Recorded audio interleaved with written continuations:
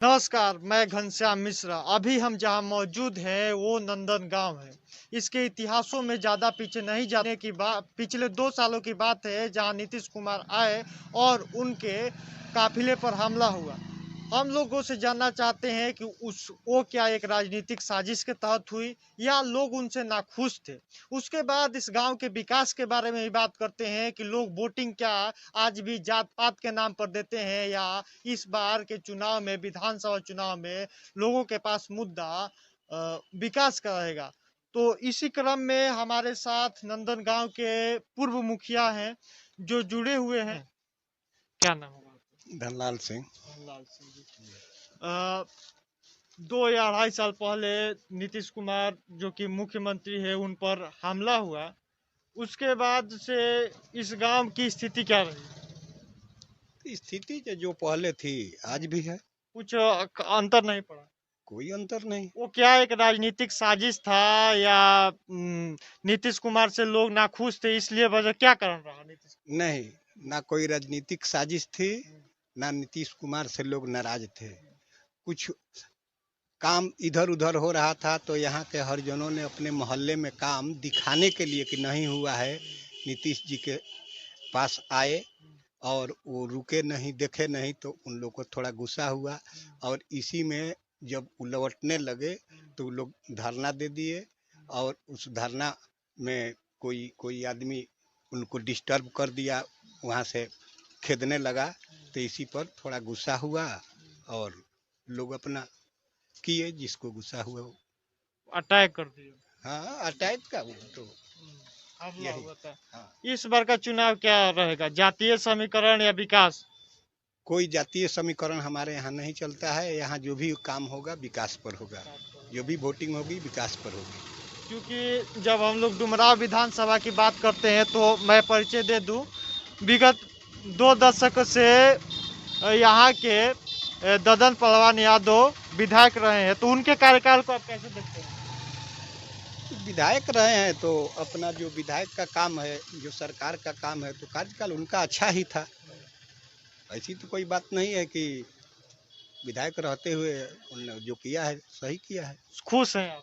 हाँ, खुश खुश तो है, ना खुशी की क्या बात है। तो इस बार चेंज होंगे कि वही रहेंगे? अब तो उम्मीद है कि इस बार चेंज होना चाहिए। चेंज होना चाहिए, उम्मीद है। मुखिया जी का कहना है कि विगत 2 दशकों से है, अब ज्यादा हो गया है, चेंज होना चाहिए। आइए कुछ हम कहेंगे कैमरामैन से कि खड़े हो जाए, कुछ युवा हैं तो उनसे जानते हैं कि क्योंकि ये विधानसभा इस बार युवाओं की बहुत बड़ी भागीदारी रहेगी और चूंकि बिहार में अलग अलग युवा नेता बन के वोट मांगने भी चुनाव के समय आएंगे, तो क्या मुद्दा रहेगा युवाओं का, जातिवाद या फिर विकास? नहीं, बिहार में जातिवाद अब नहीं रहेगा, अब तो रोजगार रहेगा, विकास रहेगा। जैसे हम बोल रहे हैं सरकारी नौकरी अगर नहीं दे पा रहे हैं आप, तो कम से कम प्राइवेट संस्था खोलिए, प्राइवेट नौकरी अथी खोलिए, वो प्राइवेट नौकरी दीजिएगा। यहाँ के लोग मजबूरी करना है, पलायन रोक कर रहे हैं। ये क्यों कर रहे हैं यार? इतना साल 15 साल ये राज कर लिए, पलायन अभी भी नहीं रुका है। इसका कारण कौन है? यहाँ के मुख्यमंत्री हैं, उनको इस पर ध्यान देना चाहिए। अब की बार चुनाव विकास के मुद्दा पर होगा, रोजगार के मुद्दा पर होगा, ये पलायन के मुद्दा पर होगा। कौन कौन लगता है कि अच्छा रहेंगे? अभी भी जो ऐलान किया है, लोग ऐलान पे चलते हैं। अभी तो तेजस्वी यादव ने बोले हैं कि 10 लाख युवाओं को नौकरी देंगे। मैं उसी को ध्यान दे रहा हूँ। एक प्लूरल्स पार्टी है जो पुष्पम प्रिया चौधरी करके है, उनका भी मुद्दा यही रहता है कि युवाओं को रोजगार दिया जाए, वो उसको कैसे देखते हैं?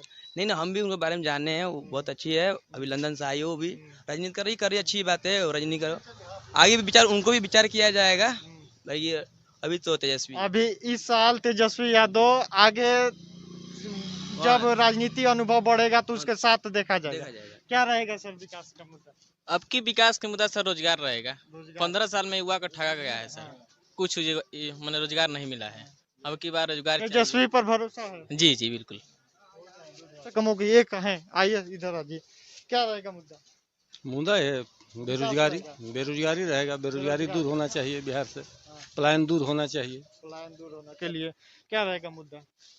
आज का ये इस साल का जो चुनाव है, इस साल के चुनाव में सबसे बड़ा मुद्दा रोजगारी ही है, क्योंकि आजकल के युवाओं की जो हालत हो गई है, युवाओं की जो दशा है, इस पर कोई ध्यान नहीं दे रहा है। हर कोई चुनाव की आंच में अपनी रोटी सेक कर उन्हें बहला फुसला कर किसी तरह वोट ले रहा है और जीतने के बाद वो उनकी ओर ध्यान नहीं दे रहा है। तो इस बार युवा जो है वो अपनी कमर कस चुके हैं, उन्हें जिस ओर अपना भविष्य दिखाई दे रहा है, जिनमें लगता है कि नहीं ये व्यक्ति आने के बाद हमारे लिए कोई काम करेगा, तो हम उन्हीं को चुनेंगे। चूँकि हमारे नज़दीक हरियाणा फार्म है, सबकी उम्मीद थी कि यहाँ 900 एकड़ में जो ज़मीन है इस पर कोई कल कारखाना बैठे, कोई मशीन लगे, कोई फैक्ट्री आए, जिससे कि अगल बगल का और इस गांव का कल्याण हो।